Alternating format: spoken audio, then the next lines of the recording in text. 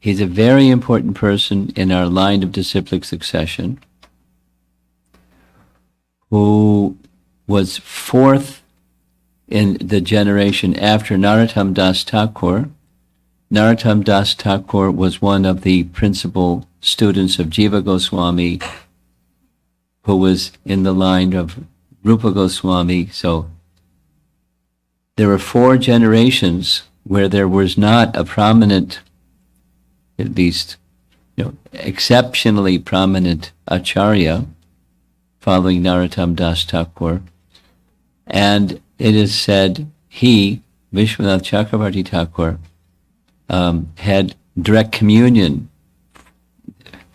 4 generations later with Narottam Das Thakur. When he was a young man, born in a Brahmin family, married, when he was still in his studies stage, he wrote 4 books, commentaries on writings of Rupa Goswami. In other words, he was a luminary before he even got going. And after some time, he took up his residence in Vrindavan. He divided his time between residing by the side of Radhakund and another place which was in Vrindavan town, a kind of secluded place not far from the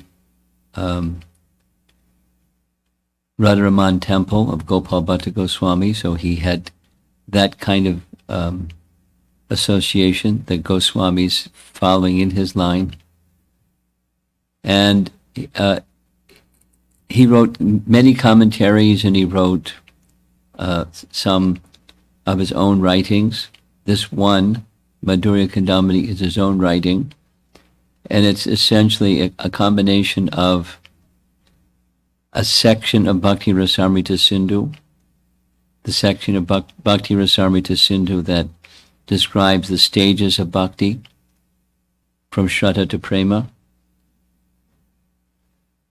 And he states that in this Bhakti Rasamrita Sindhu, this is all review, it's things we discussed before. The Hari Bhasha Sutra, or the sutra, the essential verse of the entire Bhakti Rasamrita Sindhu, is the definition of bhakti. The definition of bhakti most of us here know. Anyabhilashatu shunyam jnana karmadya navratam anukalyena krishna anushilanam bhaktir uttama, which is saying essentially that bhakti is absolutely pure. Bhakti is absolutely pure, and it's devoid of interest in karma and gyan, and it is pursuant of satisfaction of Krishna. Anukulyena Krishna Anushilanam. And it's a definition of bhakti, which Rupa Goswami wrote about in Bhakti Rasamrita Sindhu. So it's an essential verse that spans or gives the key to understanding all the other parts of Bhakti Rasamrita Sindhu. So he, Vishwanath, in describing the 9 stages of bhakti, is presenting from the very, very, very, very beginning, how does bhakti begin, and then how it unfolds step by step by step. It's the metaphor is a creeper or lata. Bhakti clings to a creeper clings to something, right? A trellis or a tree or something. So bhakti clings to Krishna. And as it clings to Krishna, it grows and grows and grows, and it starts from a seed form. And that seed of bhakti, we discussed this, there's 2 things. What are the 2 things? It's already there and it's bestowed. It's already there in a seed form, like a seed has life within the seed, and when sprouted, life comes out of the seed. And that which awakens the seed is the bhakti of a Madhyama Bhakta. So he goes, there's a first chapter is, how does bhakti begin? He says, some people say this, no, it's not this. Some people say that, no, it's not that. Some people say the other thing, no, it's not the other thing. Like 6 things. Bhakti arises when one receives the mercy of a Madhyama Bhakta. What's a Madhyama Bhakta? There's beginning, intermediate, and advanced. Madhyama is the intermediate. Kanishta, Madhyama, Uttama. Because Krishna gives power of attorney to the Madhyama Bhakta to give bhakti. In fact, that's what Madhyamas are supposed to do. What are Madhyamas supposed to do? Worship God, make friendships with devotees, give mercy or bhakti to the innocent, and carefully avoid close association with those who are inimical to Krishna and inimical to Krishna bhakti, the atheists. So we're enjoined, Madhyamas are enjoined to give bhakti. And Krishna gives power of attorney to the Madhyama to give bhakti. So when somebody who's fortunate, this word that was used somehow or other. What's the Sanskrit word for somehow or other? Yadrishchaya. What does yadrishchaya mean? Somehow or other. Causeless. What's the cause of causeless? Well, it's no cause. It's the bhakta, the Madhyama Bhakta is given power of attorney. You decide who you give bhakti to, but there are some guidelines. To give to the innocent and don't give to the ones who are going to trample on it. Like the biblical saying, don't cast pearls before swine. You've heard that one before? No? Some of you heard that one. It's a biblical saying.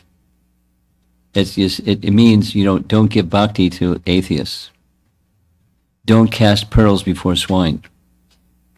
Because they don't understand the value of the pearls. They'll trample them or whatever they do because they don't understand the value of it.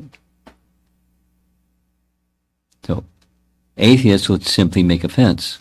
So we don't want to encourage them to make offense. We want to encourage them in different ways. So that's how bhakti begins. We'll say it one more time. It's already there and it's awakened.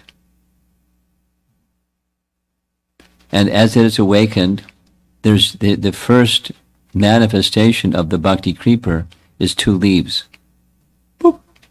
A little shoot comes out, one on this side, one on that side. And that's what the diagram is showing. One side gives shubha.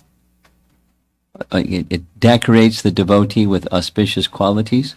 And kleshagni, so shubha da and kleshagni. It eradicates kleshas or miseries. And then there's categories of miseries we discussed. What gives rise to misery we discussed. And bhakti has the power to eradicate sufferings. At least in a preliminary sense, the beginning stage, the first 2 leaves, and then it keeps growing and there's more leaves and so forth. So the Shraddha, Sadhu Sangha, Bhajana Kriya. Those are the first 3 stages. Kriya means activity. Bhajana Kriya is the activities of devotional service. So what do you do when you're in the association of sadhus? You do what sadhus do. That's what you do. Bhajana Kriya. And so the sadhus, sadhu doesn't mean, we just discussed, this is all review. Sadhu doesn't mean only the topmost devotee. Pure devotee, Uttama Adhikari Vaishnav, that's the sadhu. And everybody else, that's not the right understanding. One who's carrying bhakti That's a sadhu, a devotee at whatever the stage. We heard Vishwanath was explaining, even if they sometimes misbehave. Maybe you know a devotee or two somewhere remotely that has some misbehavior. They make mistakes. Maybe you know somebody like that. That's a sadhu. And so then sadhu sangha, bhajana kriya, then we ended, the previous class was chapter 3, was discussing anartha nivritti. Anartha means something unwanted. Artha is something wanted. Anartha is something unwanted. So we saw, so this is continuing with chapter 3. You see on the screen here, anartha nivritti. We didn't finish. Here's a little blow up of the chart that's over here, and some of you have one in your hand. And you go to the left and to the right of where it says anartha nivritti. What we discussed was anarthas, or things unwanted within the heart, that arise from sin, that arise from pious activity, that arise from, in this chart it says bhakti not perfectly performed or not correctly performed. We heard a different rendering. It's bhakti that's nicely performed, and then there's fruits of that bhakti that's nicely performed, and then one tries, or that mentality is to be the enjoyer of the fruits of bhakti. So you can look at it either way. Bhakti that's nicely performed gets fruits, and try to be the enjoyer. Labha puja pratishta. Getting some recognition, getting some distinction, getting some fame, getting something, and trying to be the enjoyer of that something. So that's imperfectly performed, or it's the fruits of bhakti that's nicely performed. Either way.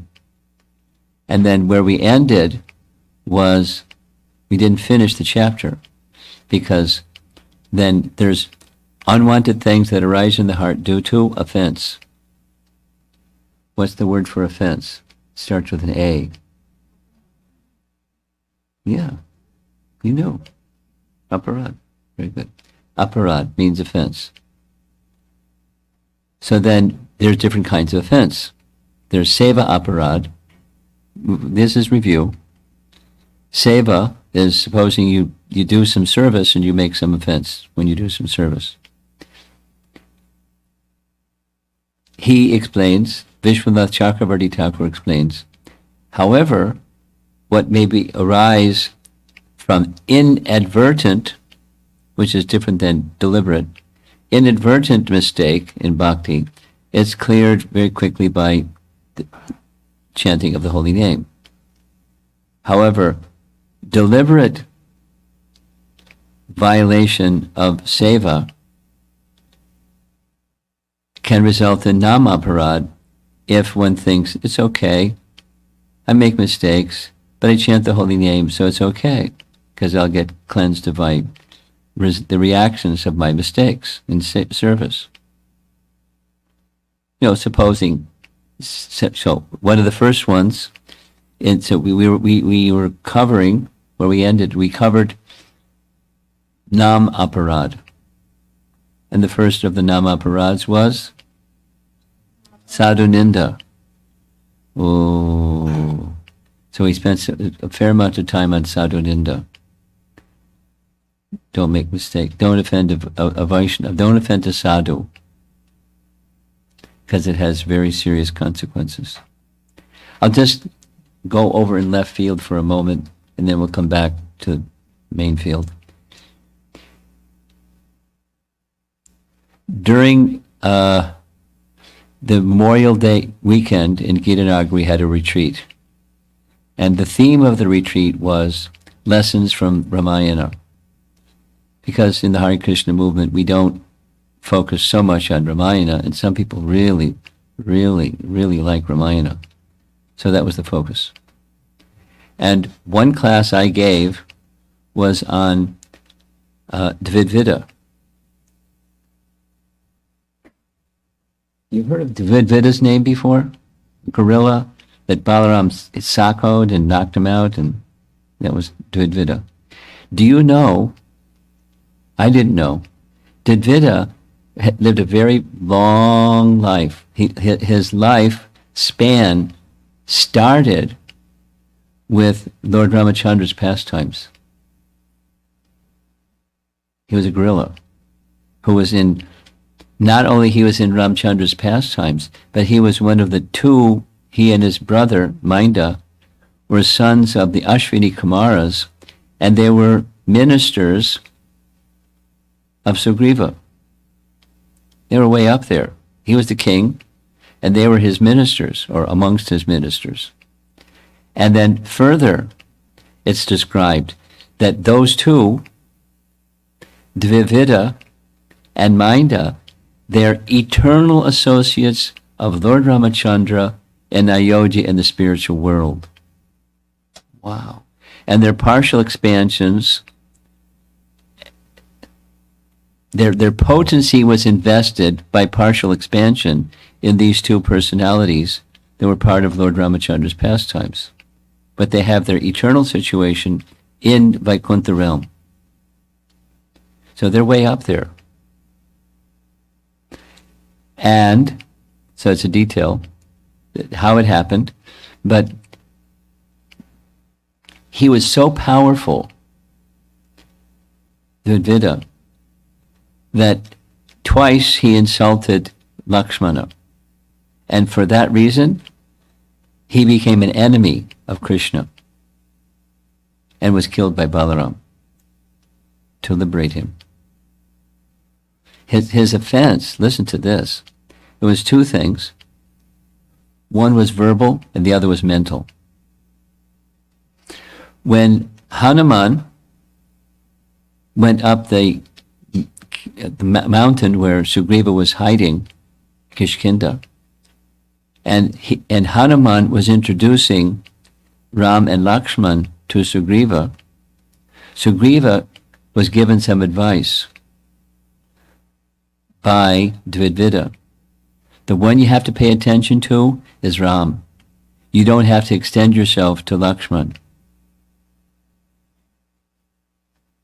Bad advice.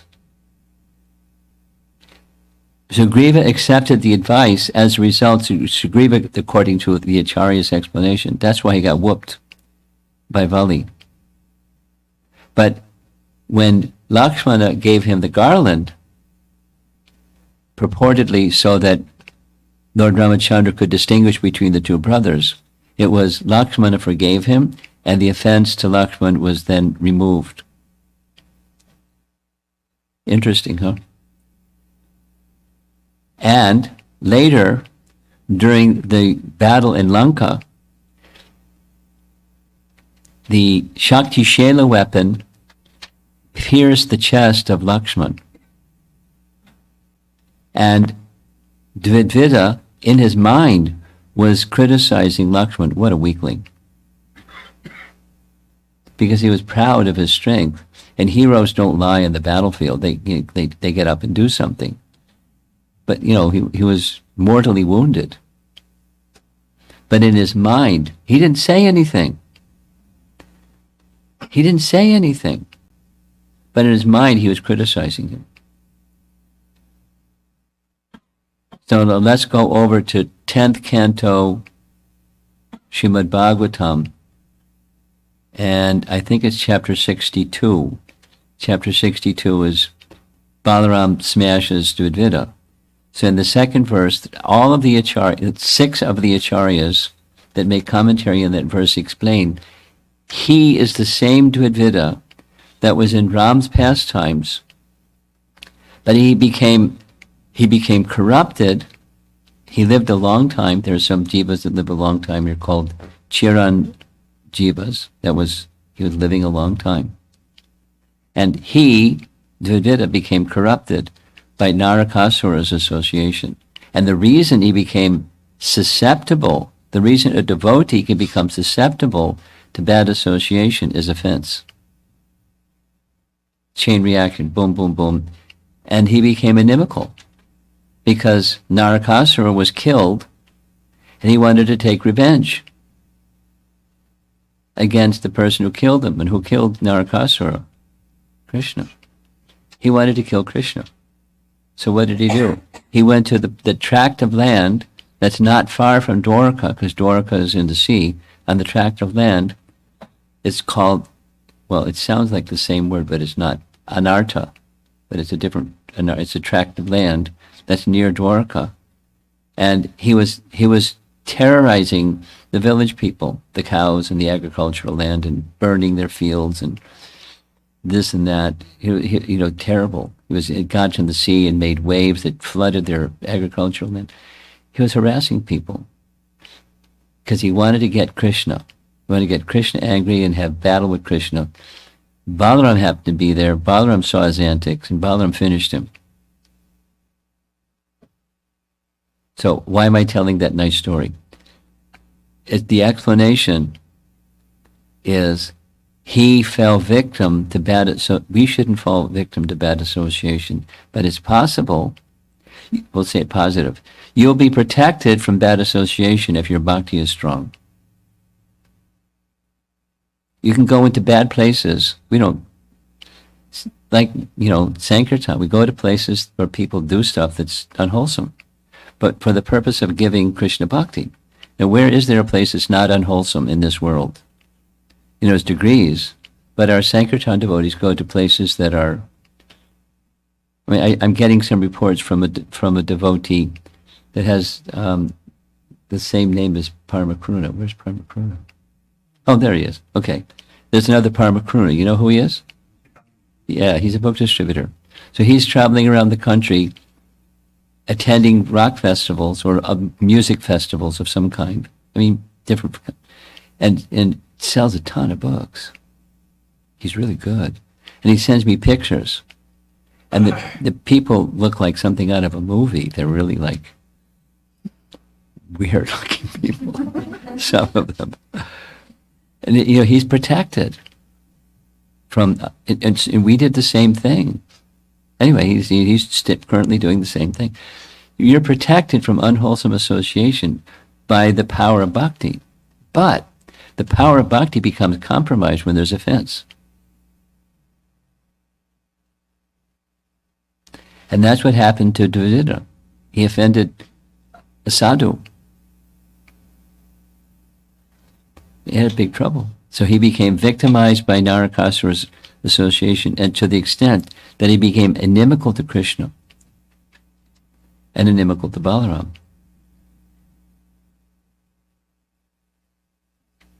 Moral, don't offend Lakshman. Or don't offend a sadhu, because there's consequences. And there's degrees of offense and there's degrees of consequences. But it's not inviting territory to go into as so sadhu ninda. We had this nice discussion about sadhu ninda. And then Vishwanath Chakravarti Thakur didn't go through all the 10 offenses, but he covered some of them. Some of them, so this is all review for those of you that weren't with us before.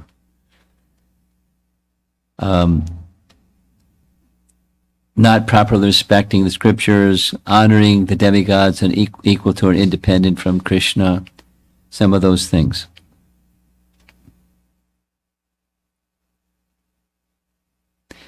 So now we're continuing to end chapter 3. Do offenders lose mercy of the holy name? Yes.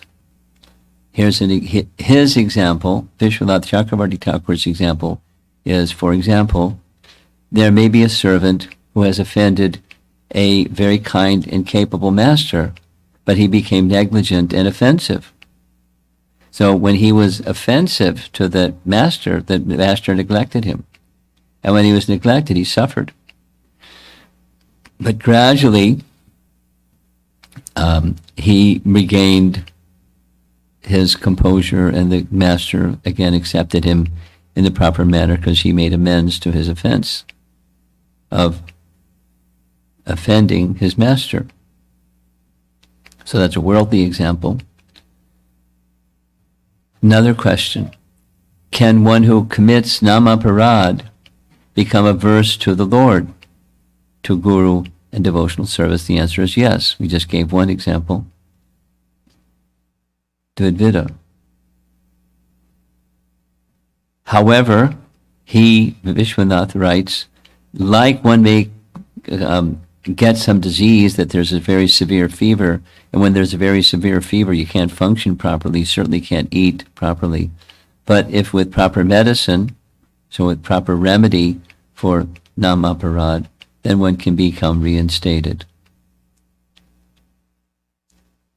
But one can get to that far out where one becomes inimical. It happened during Prabhupada's time. Some of his close disciples turned on him. And Prabhupada felt very sad. And some of them turned around, some of them didn't. Similarly, continuing to chant without taste, but for purification, gradually taste, or he's equating, he says it again, so I'll make it point now and say it again later because he says it again later. He equates taste, that's a higher stage of bhakti, as ruchi. Or in Shikshastika number 2, there's another word, it's anurag. Knowing all the glories of the holy name, I don't have any anurag towards the holy name, or any taste for the holy name. So Vishwanath, is equating having a taste is being eager for the mercy of the name. Say it the other way. Eagerness for the mercy of the name is taste. Taste is an eagerness for the mercy of the name. Supposing you're not having an eagerness for the mercy of the name, it's dry.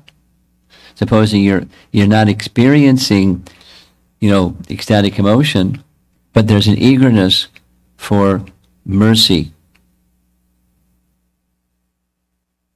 Supposing there's eagerness for mercy, that's taste. It's a different kind of emotion than jumping up and down in ecstatic love of God. But it's taste. I'm going to tell a nice little story. Prabhupada story. Nice little Prabhupada story is, I'm preparing, sidebar, but I will come back to this topic. I'm preparing to go to China. And one of the things, the 2 places I'm visiting China, they want me to speak about for 3 days, morning and evening. Another place is 4 days, morning and evening, on the mission. That's the theme. So one of the things I want to do is explain to them Prabhupada's journey to do what he did, because that's part of the mission. He met many, many, many obstacles. So at one stage, that we know about his living at the Radha Damodar temple, but we don't know too much about it. When we go there, there's 2 little rooms.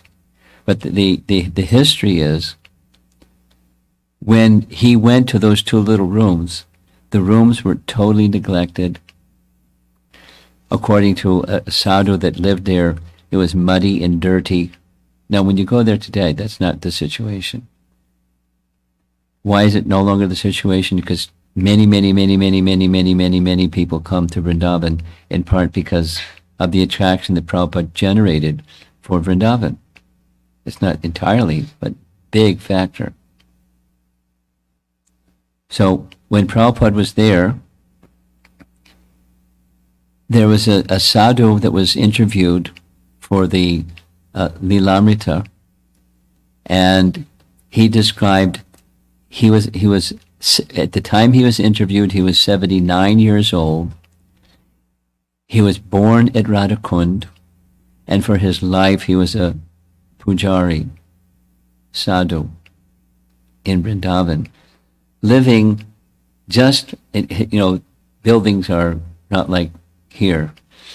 It was just like a place that he lived in, a little room, and it was up some flight of stairs, because Prabhupada was on the ground floor, up a flight of stairs, and from where his room was, he could hear every night between midnight and 1 o'clock, a voice. And the voice was three things: crying, chanting, and calling out audibly. Hey, oh Rupa, oh Sanatan, oh Guru Maharaj, please give me your mercy. He didn't know what it was, who it was, because it's dark in Vrindavan at night. And this went on every night. One night, there was a clear sky and a full moon, so he could see. He went to the roof. He describes this. He went to the roof, he looked down, and there in the courtyard was Prabhupada on his hands and knees with a broom, sweeping in front of the samadhi of Rupa Goswami, doing those three things. The voice was Prabhupada's voice, calling out every night for mercy. So back to, his mercy was Rupa and Sanatan and Guru Maharaj. Please give your mercy so I can be successful in my service. And his service was mission impossible. One man going with nothing in his pocket to a foreign land and changing the direction of the world. Good luck. That was his mandate. And he took it seriously. But he knew he couldn't do it alone. So he's calling for mercy. That's called taste. The same man who was interviewed is Sri Dayananda something Goswami something Baba, I think, something like that. Sri Dayananda Goswami Baba. That was how he was known. So he said, in my whole life, I've met many sadhus. I've never met a sadhu like this. And at that time, Prabhupada was a nobody. He was obscure. He didn't have anything. No recognition, no position, nothing. He was a sannyasi, but no fame, no nothing. No notoriety, no title, no position, nothing. I've never seen a sadhu like this in my life. This is a Brijbasi that was born in Radhakund. So that's taste. I'm telling a little story to amplify this equation that Vishwanath Chakravarti Thakur uses: taste and eagerness to receive mercy. Wherever you may be in the trajectory of your spiritual practice and spiritual life, be eager for mercy. You have to make effort with your practice and be eager for mercy. The two together makes taste. Is it possible to lose it? Yes. Even if it's lost due to offense, continue to chant knowing it's purifying. It's my only opportunity for shelter and rectification. That's what Vishwanath Chakravarti Thakur is writing in Madhurya Kadambini.